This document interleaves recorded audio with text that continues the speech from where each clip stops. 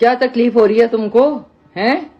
بیٹھ کے جو پاکستان کے لیے زہر اگل رہی ہو کہ پاکستانی کاکروچز ہیں وغیرہ وغیرہ، اور پاکستان کو اور ان کو وائپ آؤٹ ہو جانا چاہیے دھرتی سے.